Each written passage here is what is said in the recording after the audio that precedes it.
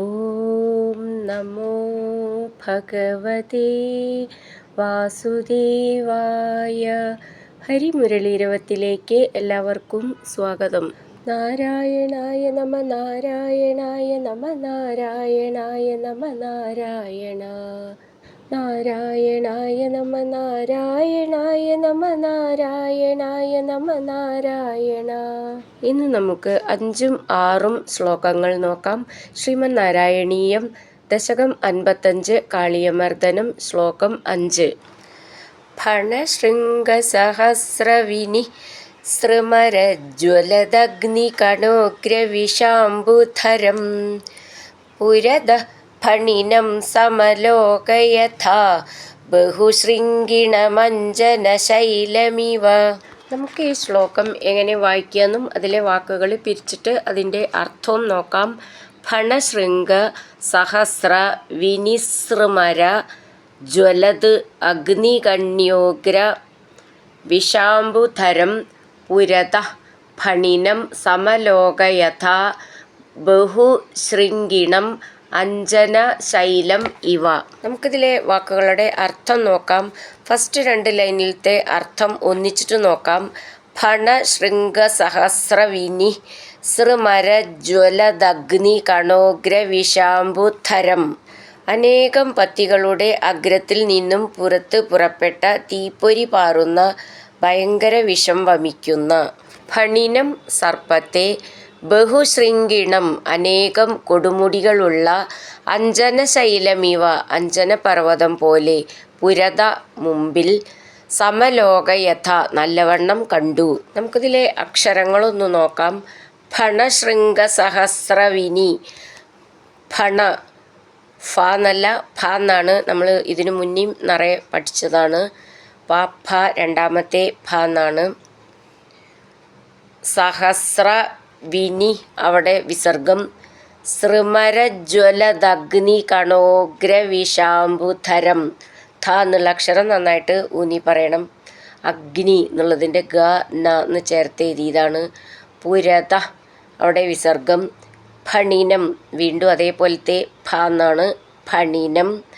സമലോകയഥ ഥ എന്നുള്ള അക്ഷരം നന്നായിട്ട് ഊന്നി പറയണം. ബഹുശൃംഗിണം അഞ്ജനശൈലമിവ. അഞ്ജന എന്നുള്ളതിൻ്റെ ഞാ ജ എന്നാണ്.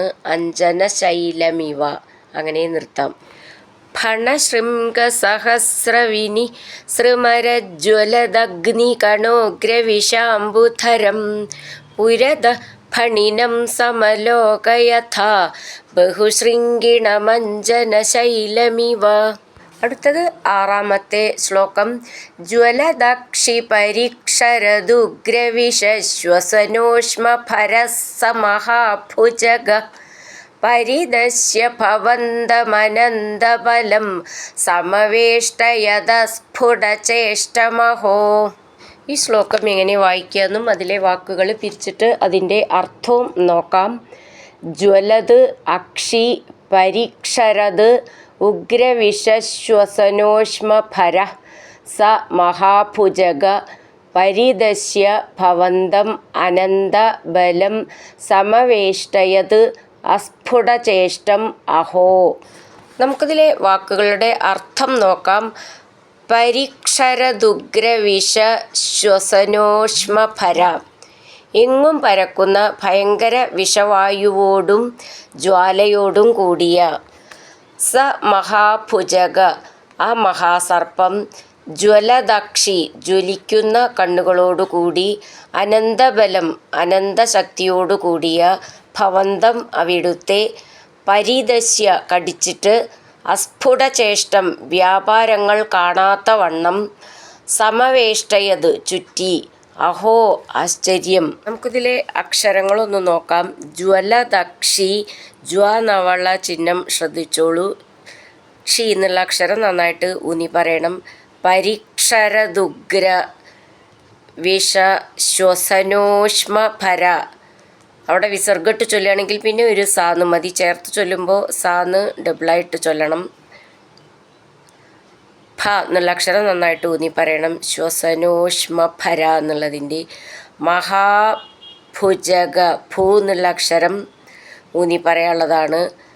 മഹാഭുജഗ അവിടെ വിസർഗം. പരിദശ്യ ഭവന്തമനന്തബലം ഭവന്തം എന്നുള്ളതിൻ്റെ ഭാന്ന് നന്നായിട്ട് ഊന്നി പറയണം. അനന്തബലം ബലത്തിനൊട്ടും ബലം വേണ്ട, ബാന്ന് മൃദുവായിട്ട് പറഞ്ഞാൽ മതി.